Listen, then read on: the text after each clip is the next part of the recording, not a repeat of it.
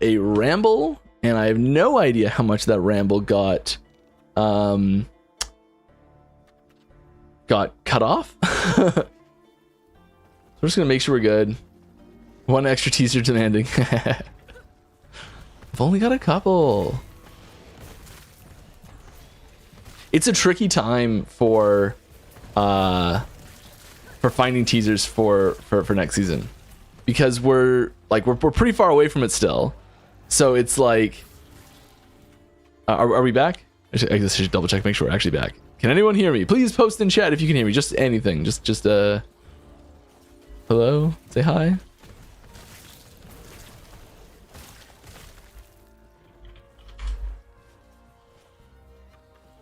Yes, good, wonderful, wonderful. Thank you, lovely. Great, fantastic. We're in a tricky spot for teasers for stream right now, because it is like early enough that we got to pace ourselves a bit, and also early enough that there's not a ton of stuff that's like concrete and firm that we know is not going to change. So you know, it's oh yeah, here we go. This is gonna be a 3 LP. It's gonna come out as 3 LP. Just watch. The stats are so bad that it's gonna have to be 3 LP, right? Stats are really terrible. It's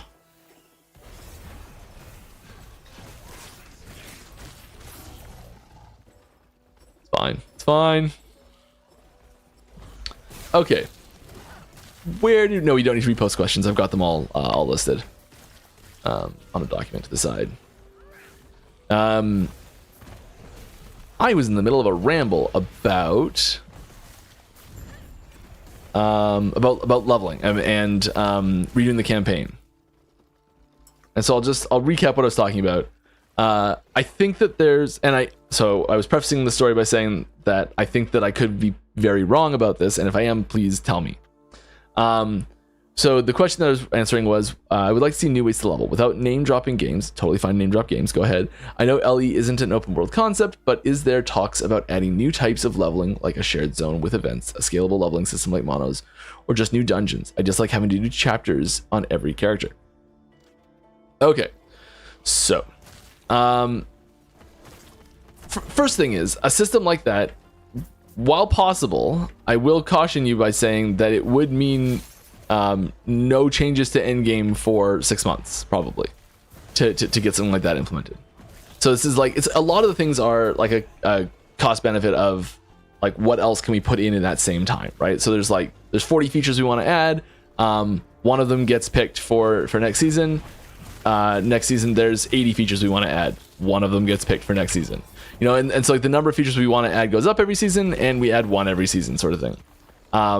So there's a very limited, like the cost of as far as like content for the game over time is concerned, the cost is, from a player perspective, slowing down on other things as well. So it's like you see when we put a new chapter into the campaign, less things happen with endgame like last season, and that was generally not positive, except for people who really liked it. So it was very polarizing, we'll call it, to be nice.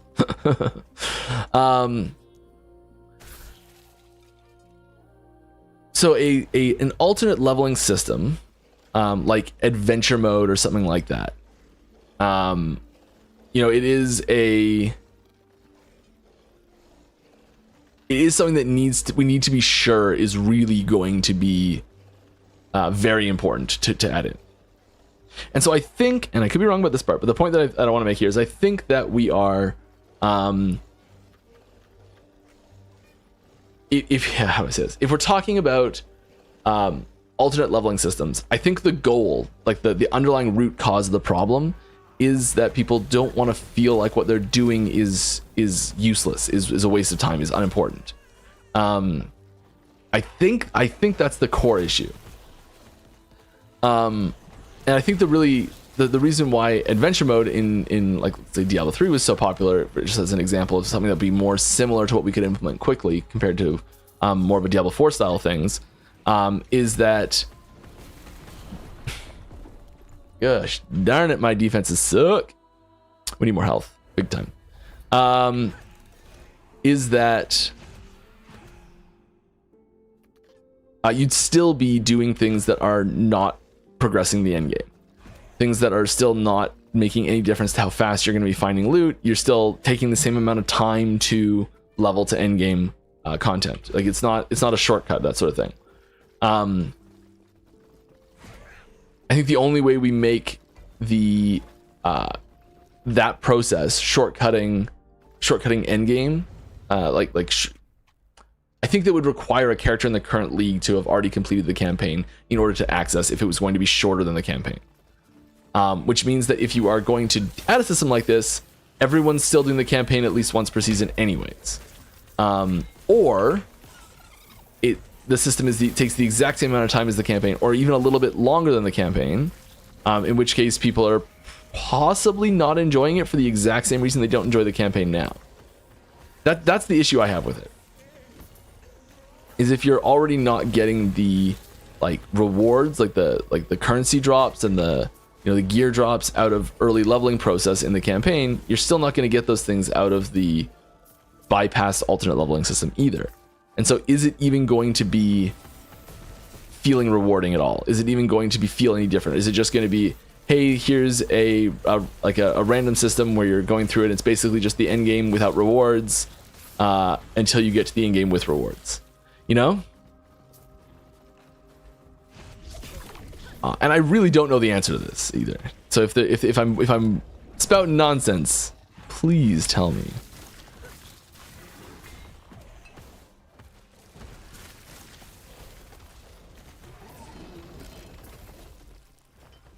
Yeah, the mana hit hurts.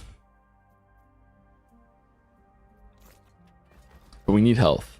We are struggling on the health front. All right. Mike, have you considered adding passive points as an affix? Yes. It has a very similar problem to skill points being removed as an affix. And each passive point has a lot less value than each skill point, just as a percentage of the number of skill points for each skill that you have. So actually you have a similarly total number. You have 100 skill points and you have 111 passive points, 110 passive points, something like that. 115 passive points. 114? You don't get one at level 1? Doesn't matter. Yeah, we've considered it. Taking the gear off is kind of difficult in how that works. I also think it's very rare that builds are starved for passive points, and usually just with the volume of things you can get on the options you can have for stats on gear. I think generally your 115th passive point or your 120th passive point is kind of just going to be going towards just stats. You already have access to all the points you want, so it's just kind of more stats. It's usually more defense or more offense, and you can just kind of put more defense or more offense on items in a different way. That's kind of why we've shied away from doing that.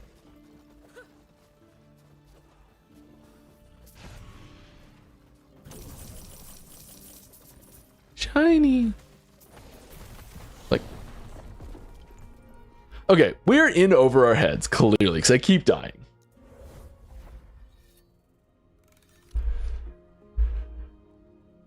Here's some penance for the 40 deaths I've had.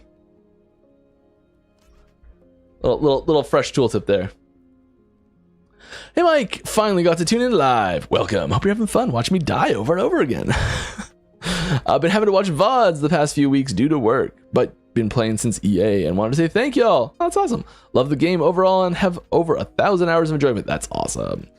As for a question, I have two. Awesome. Will there be any expansion to the Weaver tree soon? We just did some in this season. And will my dad ever come back with the milk? I mean, the milk's probably super expired by now, so it would smell terrible. Weaver tree expansions. I mean, I think every time we add new content, the Weaver tree is so... Let me get a proper sentence together. The Weaver tree is kind of generically adaptable enough to new systems that come in that when we add new systems, it's really advantageous to be adding new nodes to this to account for that. So things like this that came in with the Rift Beasts, that like we touched on. I think this is new as well. Or this is new. Yeah, there's a new one. There's another new one. You know, like there's, I guess I can just type Rift Beast in and probably highlight all the new ones here. And like we made some changes and moved some stuff around too, I think. But like there is room for adding changes to this each time and just making tweaks and adjustments and changing like how many points nodes are at. Like balance adjustments is fine, but I think adding new nodes, yeah, it's going to happen frequently with new content that comes out. I have a lot to go there. I really should get on that. Okay. This is too difficult for us. 450 is too high. What does that mean for us? 450 too high. Do we just drop it down a touch? Let's just knock it down a notch and see what happens.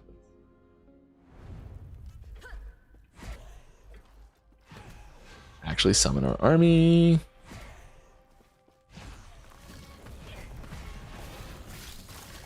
Even though I know this boss is trivial.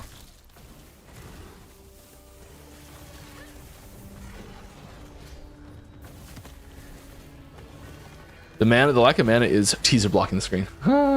Classic, Mike. Classic. Sorry about that.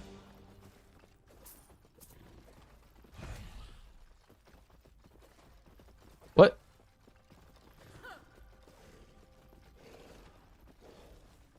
What is going on here? That's weird.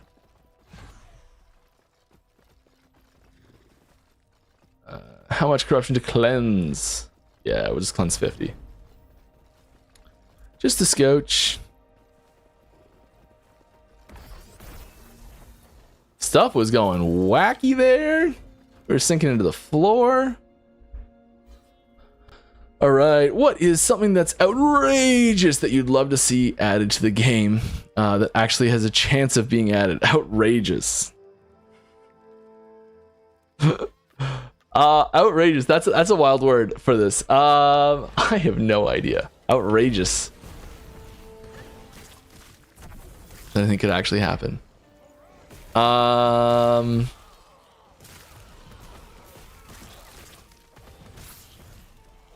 So something that I know is technically possible, but I know is not coming next season, and I have no idea if it'll ever happen. I think is outrageous.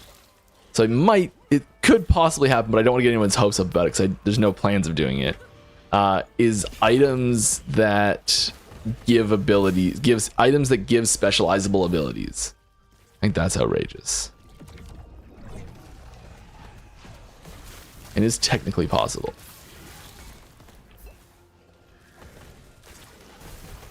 So like a bow that grants puncture.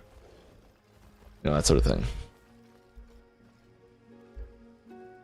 All right, any chance we will see a duality for some skills? Duality for some skills. Instead of damage, we can transform them into traversal or support skills. Right now, we're forced 1 to 2 options for movement buffing skills. Any chance we'll see a duality for some skills? What does that mean? Instead of damage, we can transform them into traversal or support skills. Yeah, that's pretty common.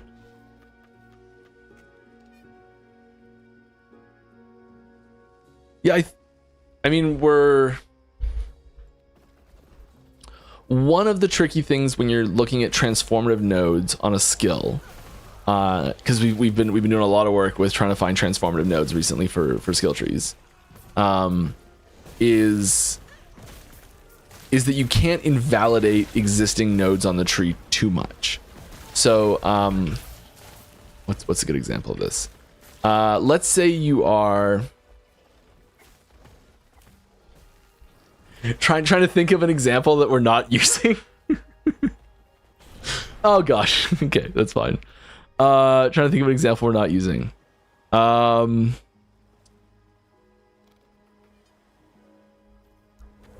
Say you convert an ability that is,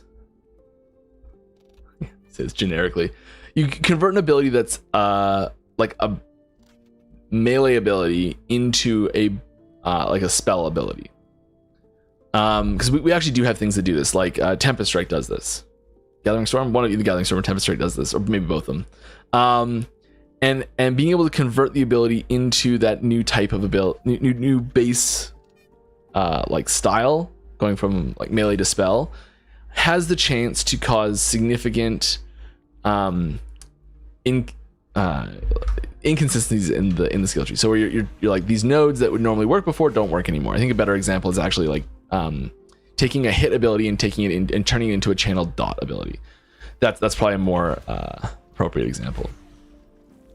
And sometimes there's just like so many nodes in the tree that say like when this hits, and being able to take that and translate like all the items that work. Okay, here's one that got rejected recently. This is good. I can use this because it got rejected. Is converting smite into a dot. There's an example. We're not doing this because it causes so many problems in the tree already. And it was like something that I pitched a while ago is having a channeled dot version of it. And it wrecks the synergies with so many things that it just doesn't work. We can't do it. And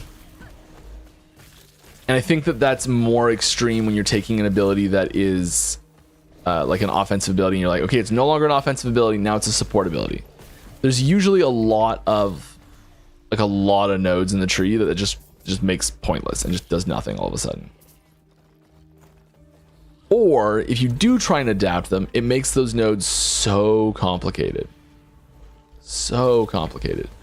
that one node has to have a paragraph describing how every other node in the tree affects it, or how it interacts with it. And we try and keep the descriptions to one node, maybe two nodes, if it's a really complicated thing.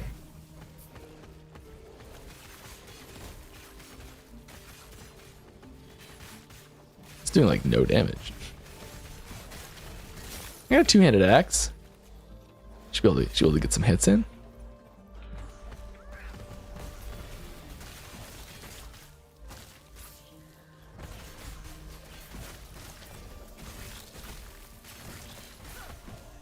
Okay. Mike, as a big fan of ARPGs yourself, have you had a chance to meet any devs that made games you loved, like D2? If so, any fun stories? I have one. Well, I kind of two of these actually, I guess. So we got to I got to talk to you on Discord, so not in person, but on a video call, which was super awesome. David Brevik and his wife, and they're like so cool. And I had a that was very early in the process.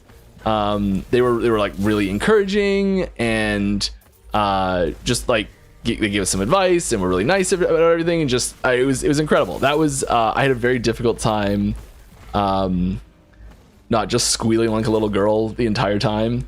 And yeah, that was incredible. And Diablo 2, if I didn't say that already. And more recently, actually in person at Gamescom in Germany, we got to meet we got to meet so many of the Path of Exile developers. It was so cool. And like we were there on the setup day, getting to like everyone's like setting up their booths, and our booth got little side story time. The computers for our booth showed up. None of them actually had Windows installed on them properly. They all had the files loaded, but none of the actual setup was done, and it was all in German. And so we're like sitting there with our phones using Google Lens to like translate on the fly what we're seeing on screen. And I'm like, I'm pretty sure this button means next, and this button means decline, and this button means like I've done this enough times that I think I know what these buttons do anyways. And we're just like fumbling our way through, and I got to the point where I can set up Windows in German now, or could at the time because we did it a few times in a row. And so once that was all done and the booth was set up and everything and the game was loaded, we kind of had about 6 hours of just whatever we wanted to do while the convention center was still like open for setup the day before, but the convention itself wasn't open.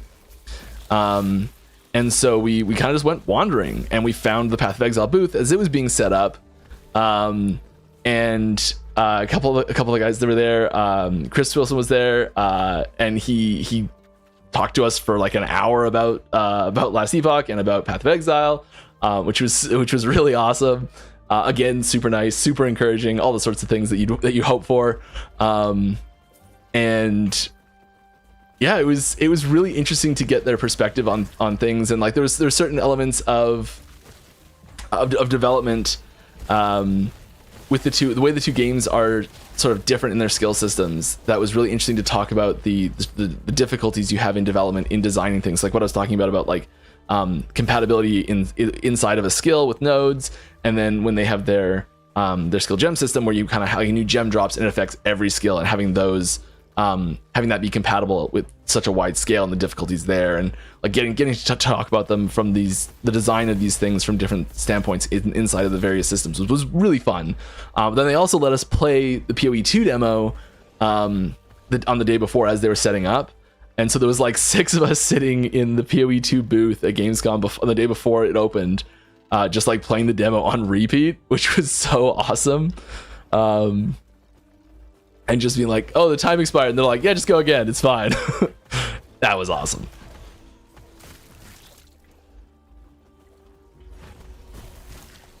So yeah, those are my 2 stories about meeting ARPG dev legends, and they both went awesome. A few of them came by our booth as well throughout the show, and tried the demo we had as well, and gave us some feedback, and like, yeah, talked with Rishi a bunch. He was awesome. Yeah, it was a lot of fun. Oh man, I want to do that again, real bad. Judd, I want to go to Germany again, please. I'll buy my own plane ticket this time. All right. Actually, no, he paid for it last time. Yeah, it's fine.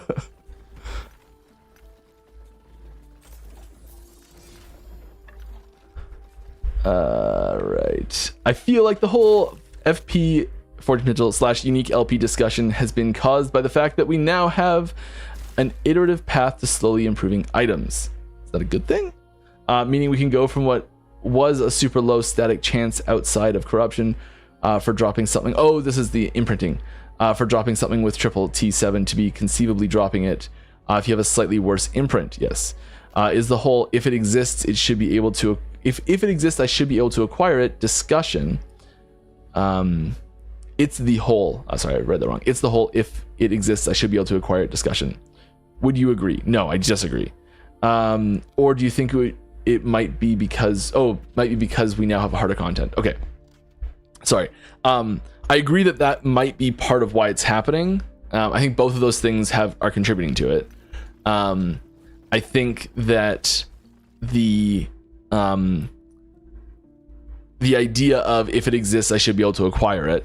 I think that is, I don't agree with that statement, but I understand where people are coming from with that statement. And I think it's important to recognize that that's a reasonable thing for people to expect. But I don't necessarily think it's the best thing for the game in general.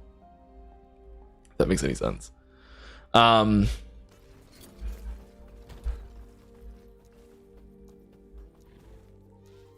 I'm kind of torn on it. I think I'm still personally in the camp of let's cap the LP on items. So like let's take Red Ring and be like, okay, it can only hit 2 LP. There's no such thing as a 3 LP Red Ring. You know, let's take or maybe 3 does exist or something. But like I think we should be capping. This is a personal opinion, not the company's opinion, because the company does not agree with me on this one. And as we are not doing this. And that's fine. I think that's important and healthy that we can that within the design team everyone's not just agreeing on everything, and that we do have discussions and disagreements, and we debate these things, and we like we have design meetings where we're going into like the nitty-gritty of why we think this is the case, and there's very frequent and healthy debates on these things, which is fantastic, and I love it. It's my favorite design meetings when we don't straight up agree. The ones where everyone just agrees are kind of boring. Feel like a waste of time. We're like, someone just could have written this down, and everyone just would have given a thumbs up. but they're still important to have anyways. And yeah, I think that the imprinting system has made a lot of items more accessible than they were before. I think it's really good in the sense that it can you can really focus on specific things you want, and you can have this iterative process and a path towards specific items that you want to get. And that ability is very powerful. But I think it's also a lot of fun. I think it helps drive. It helps you say like, okay, well, I'm saying I want this item but better, and I'm gonna find this item but better. I think that's really good. I think it helps with the rhetoric of, oh, why are there so many minion items dropping? I'm not even a minion build. There are minion items everywhere. Hate seeing so many minion items when I'm not a minion build. You know, like there's that feeling of finding the wrong item, I think, is reduced when you can tell the game what you want to see. It might be the case that because we've given so much power in specifying what drops, it might be the case that we need to reduce the number of drops total. Might not be the case. I don't know, but I think that's the easiest, likely to be successful option. You know, I think at the same time, doing one thing to fix a problem is not necessarily good enough in many situations. So we probably want to be, you know, like adding harder content at the same time. Yeah. Okay. For this question, I'm asking you as an RPG player and not a dev. Ooh, I love these. Do you feel games in general have defaulted too much to just increasing enemy health pool and damage to increase game difficulty? I'll read the rest of the question here. I'm gonna think about that. Myself personally, I'm a fan of puzzles and love when you have systems where you have to solve puzzles before you die to reach the next stage in a fight. Okay, so I think I got a little story time, extra story time here. It's not too busy in hit day, so I feel like I'm able to take a little bit more time with these, which is nice. The first time I DM'd Dungeons and Dragons, it was actually Pathfinder, but close enough. I put in a lot of puzzles, a lot of like mind games, a lot of like you're trapped in a room, the ceiling's closing in, and you have a minute to solve this puzzle. If you don't, you get switched and you die. Like sort of puzzles. And I made and brought physical props to the event. And like handed them out. There were like things that they could find throughout the adventure, like clues and physical pieces, and like things that they could actually touch and work up a physical puzzle in their hands with, which was great. It was like everyone loved that. Everyone like that element was fantastic. But we got to the actual puzzles, and there's this weird thing that happened where it really pulled everyone out of the setting. I think because the people who were the players who were really good at puzzles were solving the puzzles, but they weren't necessarily role playing as characters that were good at solving these puzzles. So like the barbarian with no intelligence is suddenly solving this math problem or something. Like it wasn't actually math problems, but you know what I mean. And then like the wizard who you would expect to be very well versed in like figuring out this arcane artifact and what it does was unable to do that sort of thing because the player playing them weren't able to engage in the same way that their characters were. And so I think that sometimes you can take this idea too far, which is what I did with this with this Pathfinder session. I took the idea too far. I think it caused a problem. So I think that there is, and I know it's very different, but I just want to use it to kind of illustrate a point in that. If we're looking at the characters that we're playing in this action role-playing game, this ARPG, there is like, how would that character solve this problem? A barbarian style character is much less likely to solve a arcane puzzle by deciphering some runes, and is much more likely to take a hammer to it. And so I think it's tricky to like reconcile that and have those puzzles show up and be thematically appropriate and fun. At the same time, love puzzles like that, and I would love to see more like moment to moment combat problem solving. I think is the term I just made up right now, to have the combat be more engaging and more difficult. So like something that I haven't seen a lot of, and I don't know how to do this well, and if anyone has an example of a game that does this well, I would love to play it. Is, let's say you put down a like a meteor indicator. You're like, I'm casting meteor here. I would love enemies to be like, oh, I'm gonna move and not get hit by the meteor. You know, I'd love for enemies to have like interrupts where they like see you casting, like doing the casting animation for a big spell, and it, like that they save the interrupt for that moment. And it's like this smarter things where the enemies are actually interacting with you more similarly to how a player would interact with you. And we've tried to kind of to emulate that behavior a little bit. I think the most successful way we've done something like this is with a system like almost no one interacts with. In the arena, the non-endless arena, there's a the boss at the end. If you get the rogue boss at the end of the arena, it will cast decoy. And now there's no obligation for the player to attack the decoy at all. However, if you do destroy the decoy, it drops a bunch of crafting materials. Dang it. I mean, it's still useful, but yeah, dang it. So there's this situation where people can get into where you are incentivized to attack the decoy, and decoy works like decoy, you know? And so I'd love to see more things like that in general. So I think that I'm less interested in puzzles necessarily in the game. So like getting to a room where you have to like follow a pattern, or like know the lore behind something to press the buttons in the right order, or to like, you know, like a problem solving puzzle necessarily I don't think fits fantastically, partially because once you've solved it once or twice, it's usually resolvable really easily, or is like dynamically generated each time to the point where it is difficult and it kind of takes you out of the situation a bit.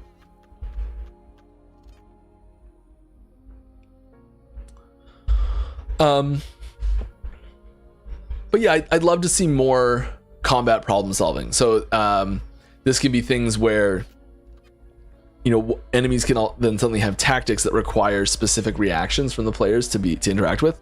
Like, you know, there's a medic healing the heavy, to use Team Fortress 2 analogy here, and you got to take out the medic before you kill the heavy, or else you're not doing, the medic's just gonna keep healing the heavy to the point where you're never gonna get through it. And I think having like interactions like that is really interesting as well. So situations where learning the enemy's tactics can help you fight them more effectively as well. Now I think the sort of the vibe and the feel of an ARPG in general of, I'm going to become so flippin' powerful that everything will fall before me so fast, you know, that kind of flies in the face of these tactical situations a fair bit. It's a tough thing to reconcile. I think I strayed really far from the question, and I apologize for that. Yeah.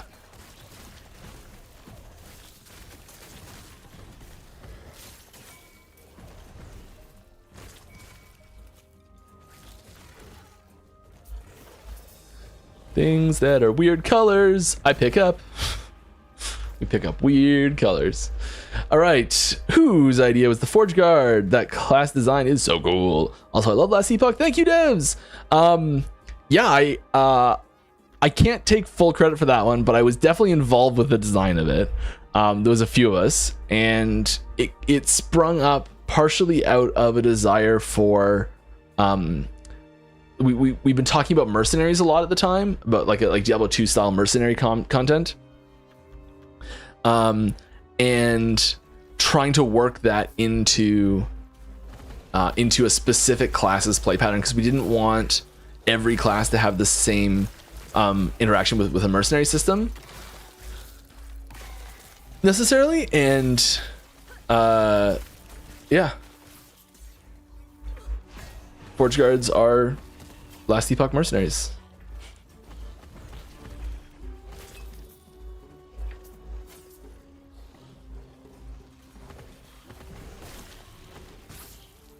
That was when we were splitting 084, I think, when we were splitting the classes in from, so the class wheel originally was 5 on the center, 10 on the outside, so 2 masteries per. Necromancer and Warlock were the original 2, and then we bumped Warlock for dev time because we were trying to make corpse interaction work still, which we abandoned, and then Lich got slotted in the meantime as an alternate transform class as the Druid.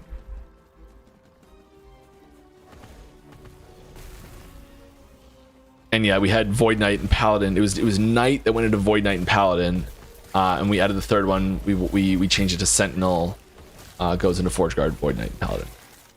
Yeah. Okay. There's like 3 things stacked on top of each other there, I think. Come on. Ah, boo. Boo. Fine, we'll get the next one. Yeah, you get him, Rift Beast. Show him who's boss. Have you warmed up to an armory system yet? No. I would love to play more than one build per class in a season, but I can't get myself to run multiple characters per class. Yeah, I think the active switching in an armory system is a little too... We really like the idea of having a connection to your character, and we want there to be a reason that you're switching, not a oh, I want to do a different activity to switch. And I think like one of the things the main reason why we've been so against adding something like that is because the feeling of hey, this is my character, this is my necromancer character, instead of hey, this is my acolyte character. Like, this is my bone golem necromancer character is something that we really wanted to retain, drive through.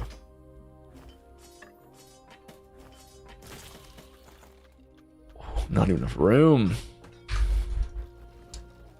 Are we adding a new tab here? Is that happening? Just barely. Just barely. Enter should hit that confirm button. It doesn't.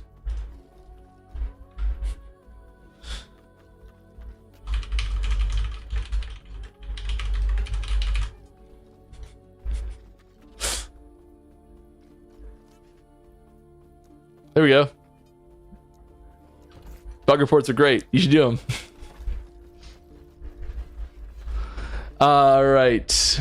Hey, Mike. Affix Shard Exchange 1. Didn't we add this?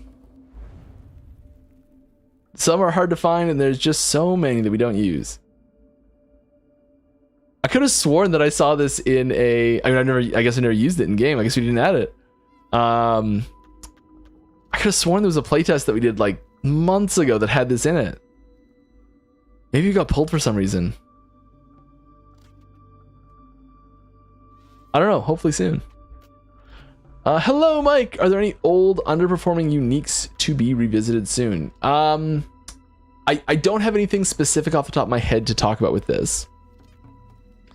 I think I really love, every once in a while I'll see a build posted up. There was a marksman Uberoth kill recently that went up, I think this morning or yesterday or something.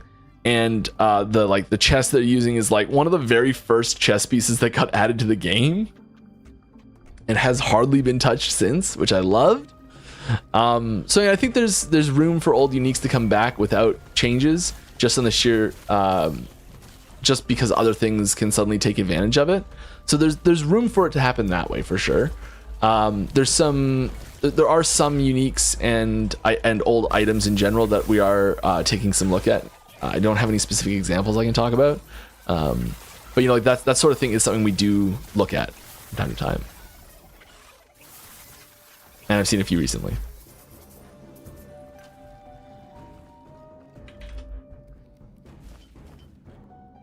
Divine Girdle. I always feel like it's like Zap Brannigan saying something. Don't fail me now, Divine God. I can't do a Zap Brannigan voice. Gotta get a catchphrase to say to get into the voice.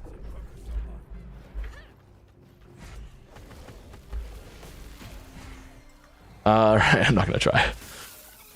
How do you guys want to take the depth of systems of the game? In, let's say, 1 to 2 years from now. Skills, skill interactions, items, crafting, and mastery synergies with existing stuff.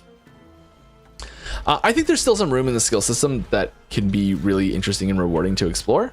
That I'm very interested in going into. Speaking of the Kestrel, there we are.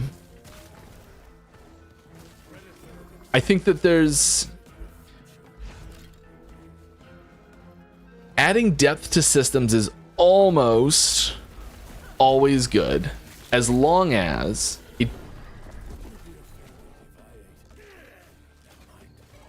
doesn't kill me when I'm talking. I think adding depth to systems is almost always good, as long as the amount of complexity that you have to pay for that depth with is worthwhile.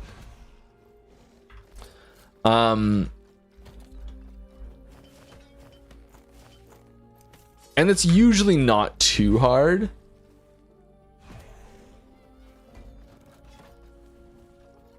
But it's something to be aware of whenever we're designing these systems. I think that there's specifically in that list a few of those systems that there are some pretty major additions to the systems coming in the next 1 to 2 years. So there will be increases to the depth and complexity of those systems.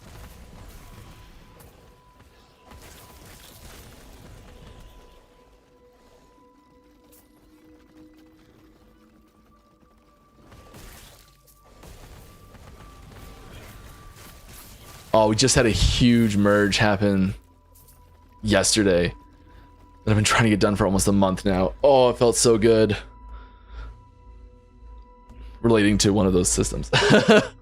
Felt so good. It's like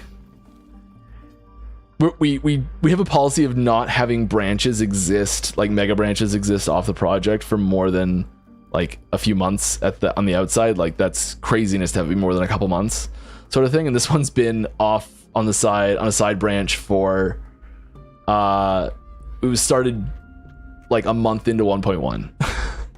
Just got merged in.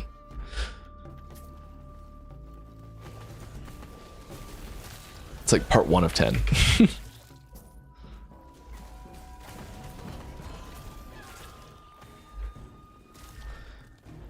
Okay, did you play Titan Quest 2 Early Access? Yes, briefly. Thanks for making Ellie single player offline. Also, playtime 1,500 hours. Wow, that's a lot.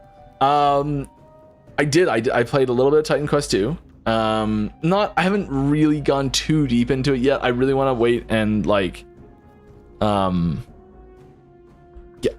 want everything together. I'm really excited for it. I think it feels great, and I think it's got potential. Yeah.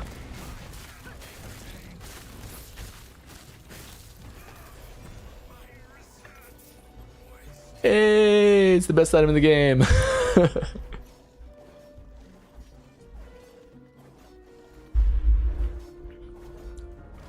Like we've got like, what are knives but really small swords, right? So we've got knives, we got spoons, and what is a trident but like a really big fork with one of the tines broken off, right? I mean, come on.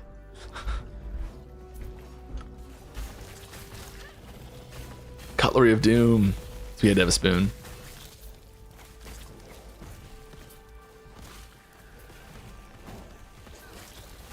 We are going extremely the wrong way for this, and I'm fine with it. And I'm dead. Again. Why am I so weak?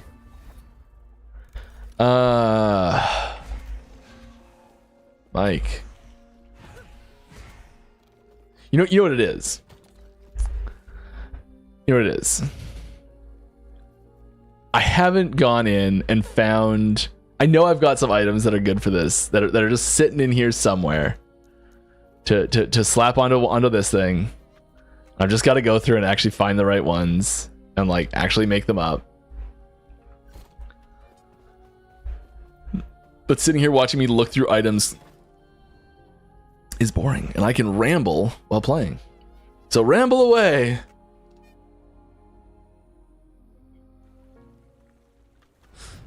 Wick wants a spork. All right. Is there any plans to add an infinite power scaling type thing like Paragon levels? No. Right now, corruption can scale endlessly while player power does hit a wall eventually. Yes. Certain builds do have more late game scaling, and I feel having some type of player power scaling could open up more builds to be closer to that same level. I think the big issue, the reason why I would like kind of avoid this is that the I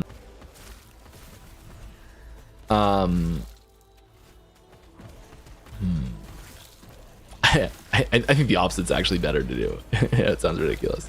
I think that the speed to hit like max difficulty. How do I say this? Gotta compose my thoughts a little bit better here. I think having an infinite scaling difficulty system is fine.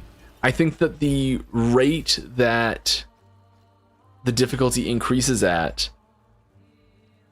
encourages really high or a really big disparity in like how high something is in power and how much more the achievement feels like. So you see lots of builds that are like right now I'm struggling at 400 corruption. I'm like, oh, this is tough. I'm struggling at it. And like I think this is where a lot of homebrew builds do like hit a wall. I think that's really good actually. I think that there is like there are meta builds that are hitting these like 1, 2, 3 more, even more thousands of corruption. And I think that's more the problem than anything else, is that the rate the difficulty increases at doesn't scale from the number that is the distinction of that number.